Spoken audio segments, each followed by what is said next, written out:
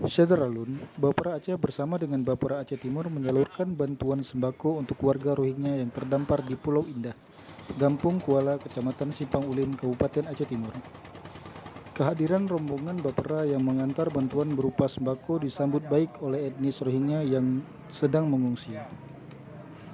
Ilyas, warga Rohingya Myanmar, sangat berterima kasih kepada Bapera yang sudi kiranya membantu kelompoknya yang terdampar. Kita orang Myanmar, kita mau dari Bangladesh di Food Camp. Sekarang kita ada Indonesia dekat nama apa?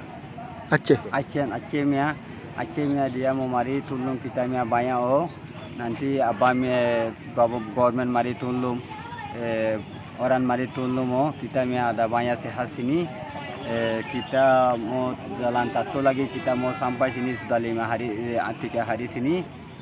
Bila mau sampai sekarang dia mau tolong banyak kita mau sekarang banyak ada sehat. Banyak terima kasih governmentnya Indonesia orangnya.